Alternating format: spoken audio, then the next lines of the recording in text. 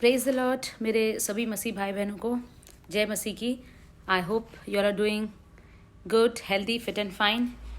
तो चलिए, आज हमारा है मैथ्यू का मरकुस का 7वां अध्याय, मार्क 7 चैप्टर आज हम करेंगे। एंड कल हमने काफ़ी कुछ देखा 6 चैप्टर में। एक थोड़ा सा लंबा चैप्टर था, तो हमने देखा कि किस प्रकार यीशु नासरत में यीशु का अनादर हुआ, लोगों ने उन पर विश्वास नहीं किया। और फिर हमने ये भी देखा कि विश्वास की घटी अविश्वास को देखते हुए वहाँ पर यीशु ने कोई भी सामर्थ्य के काम नहीं किए, है ना। फिर 12 प्रेरितों को यीशु ने किस प्रकार भेजा, कि वो उन्हें दुष्ट आत्माओं को वश में करने का अधिकार भी यीशु ने दिया, निकालने का अधिकार उन्हें दिया, है ना।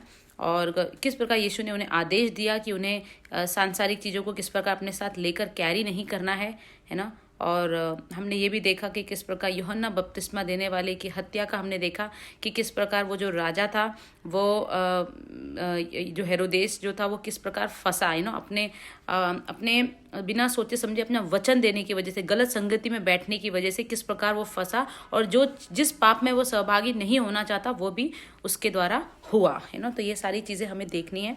और हमने ये भी देखा कि किस प्रकार यीशु ने अपने प्रेरितों से कहा कि एकांत करो, एकांत में जाकर आराम करो। तो स्पिरिचुअल आत्मिक जो आराम है वो क्यों ज़रूरी है, हमें किस प्रकार अपने आप को चार्ज करना है, परमेश्वर की स्तुति में अपने आप को कैसे चार्ज करना है।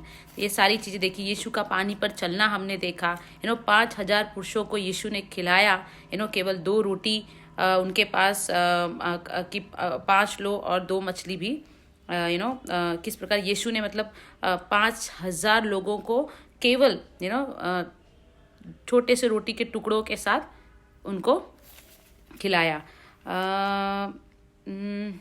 और फिर हमने देखा कि रोगियों को चंगा किया। तो ये सारी चीज़ें हमने देखी।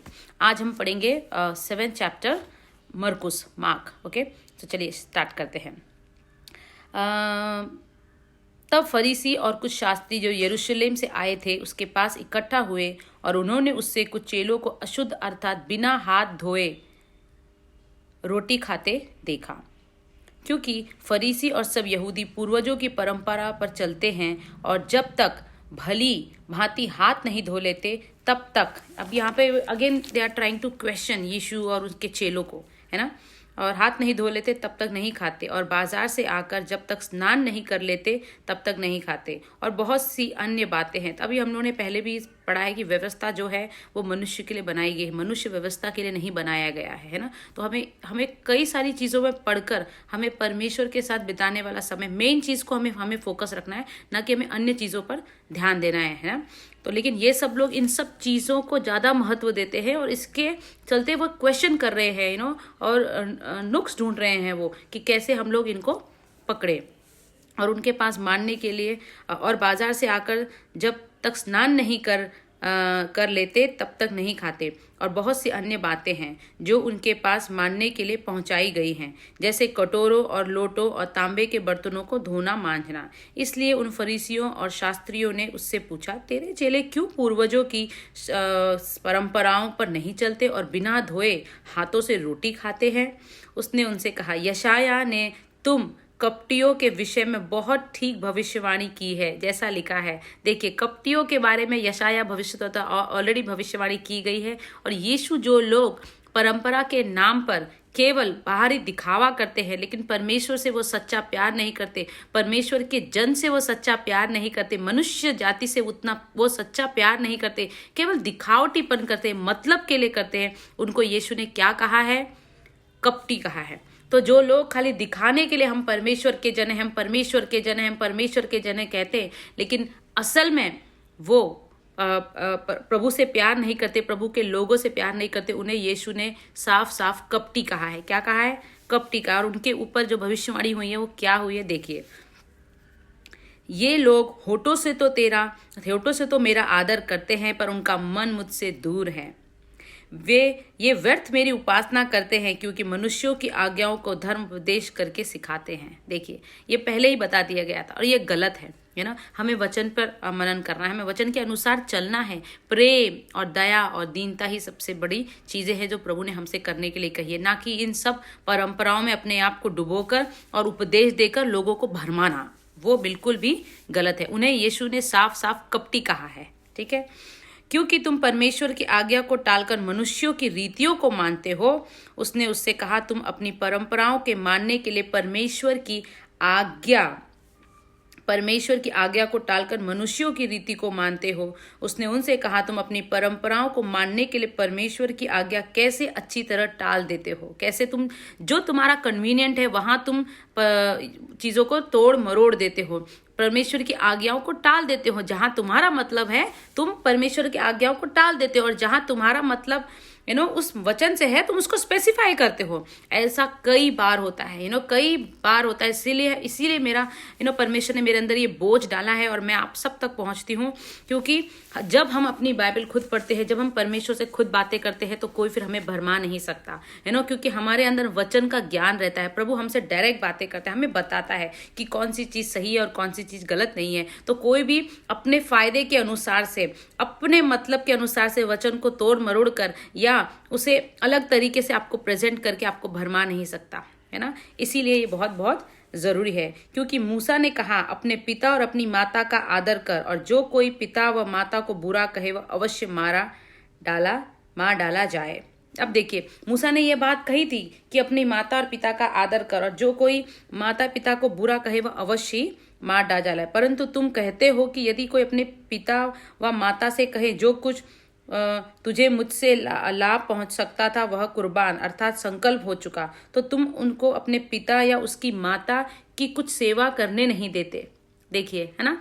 अब प्रभु की सेवा के नाम पे कई लोग होते हैं जो अपने माता पिता की माता पिता को वो आदर सम्मान नहीं देते। ये सब चीजें फिर यीशु जो है वो कई तर्क वितर्क को सामने ला रहा है कि लोग अपने कन्वीनियंट के लिए वहां उन्हें अपने माता पिता की सेवा नहीं करनी है, और तो उन्होंने एक बहाना बना दिया है कि हम परमेश्वर की सेवा में हैं, हम प्रभु की सेवा में हैं, इसलिए हम आपके साथ नहीं रह सकते या आपको उतना समय नहीं दे सकते। लेकिन वो उनकी कन्वीनियंस के हिसाब से है। तो प्रभु क्या कह रहा है कि वचन जो है, जो भी चीजें बनाई गई हैं, वो उसको तोड़ मरोड़ कर आप लोग अपनी कन्वीनियंस के हिसाब से यूज करते हैं। इस प्रकार तुम अपनी परंपराओं से जिन्हें तुमने ठहराया है परमेश्वर का वचन टाल देते हो। परमेश्वर का वचन क्या है कि अपने माता पिता का आदर सम्मान करो, लेकिन आप लोग उसको अपने कन्वीनियंस के हिसाब से चेंज करते हो और कहते हो कि ये सब टल गया, पूरा हो गया, और ऐसे ऐसे बहुत से काम करते। ये यीशु ने एक छोटा सा एग्जाम्पल दिया, और ऐसे ऐसे बहुत से काम तुम करते हो। तो हमें इस बात को समझना है, अपने दिल से आप लोग पूछिए, और हमें अपने आप को इस चीज में मजबूत करना है कि हम जो है अपने कन्वीनियंस के हिसाब से कई चीजें करते हैं, बिहेवियर चेंजेस करते हैं, फैमिली में चेंजेस करते हैं, अब हर चीज में हम लोग चेंजेस करते हैं। अपनी सुख सुविधाओं को लेकर हम अपने वचन के अनुसार, हम अपनी कन्वीनियंस के हिसाब से हम वचन को समझने की कोशिश करते हैं, तो मरोड़ने की कोशिश करते हैं। टाइट्स ऑफरिंग होगी, हर चीज में मनुष्य जो है वो अपने हिसाब से चीजों को कन्वीनियंटली अपने हिसाब से लेने की कोशिश करता है, लेकिन वो सही नहीं है। इसीलिए हमें परमेश्वर से डेली बातें करना जरूरी है। तो प्रभु हमें बताएगा कि क्या सही है और क्या गलत। तब उसने लोगों को अपने पास बुलवाकर उससे कहा, तुम सब मेरी सुनो और समझो। ऐसी कोई वस्तु नहीं जो मनुष्य में बाहर से समाकर उसे अशुद्ध करे। ऐसी कोई वस्तु नहीं कहा कि बाहर से कुछ आए और मनुष्य को अशुद्ध करे, परंतु जो वस्तुएं मनुष्य के भीतर से निकलती हैं वे ही उसे अशुद्ध करती हैं। विचार है ना, जो हम सोचते हैं। यदि किसी ने सुनने के कान हो तो सुन ले। जब वह भीड़ के पास से घर में गया तो यीशु क्या कहता है कि कोई बाहर की चीजें हमें अशुद्ध नहीं करती हैं, लेकिन हमारे मन में हम क्या सोचते हैं, हम क्या देखते हैं, हमारे अंदर की चीजें ही जो हमारे पास ऑलरेडी प्रेजेंट है, हमारे हाथ, हमारे कान, हमारा मुंह, हमारे आंखें, हमारा दिमाग, हमारा सोचना, ये सब चीजें ही हमें अशुद्ध करती है। तो हमें इन्हें अपने नियंत्रण में रखना है।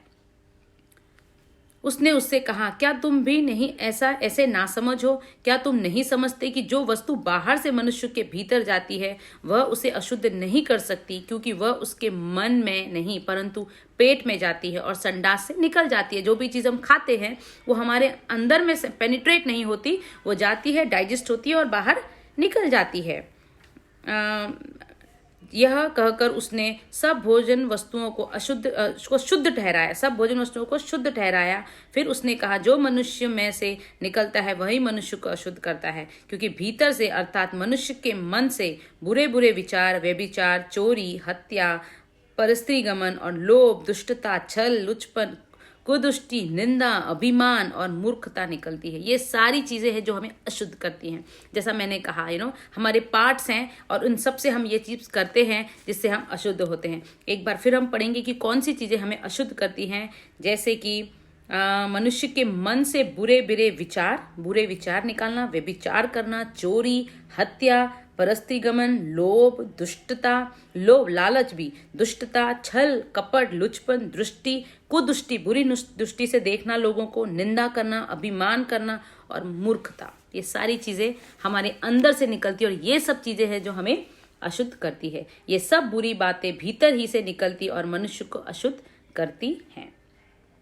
फिर वह वहां से उठकर सूर और सैदा के देशों में आया और एक घर में गया और चाहता था कि कोई न जाने, परंतु वह छिप न सका। और तुरंत एक स्त्री जिसकी छोटी बेटी में अशुद्ध आत्मा थी उसकी चर्चा सुनकर वहां आई। वो चाहता था कि वो वहां पे एकांत में रहे, अकेले में रहे, कोई जाने ना, लेकिन ऐसा नहीं हो पाया क्योंकि यीशु की इतनी महिमा थी, इतने चमत्कार थे कि लोग उसको हर जगह उसका फॉलो कर लेते थे। तो यहाँ पर एक लेडी आई, उसकी चर्चा सुनकर आई और उसके पांव पर गिरी।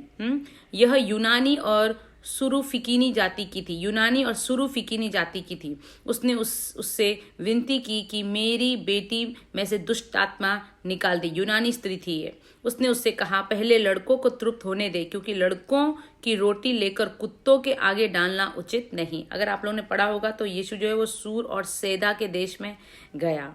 अगर ओल्ड टेस्टमेंट पढ़ा है तो इसके रेफरेंसेस मैं आप लोगों को देती हूँ। उसने उसको उत्तर दिया, सच है प्रभु, तो भी कुत्ते भी तो मेज के नीचे बालकों की रोटी को चूर चार खा लेते हैं। उसने उससे कहा, इस बात के कारण चली जा, दुष्ट आत्मा तेरी बेटी में से निकल गई। वह कैसी थी? यहाँ हमने देखा कि वो बहुत ही नम्र थी, कोई घमंड नहीं था उसके अंदर।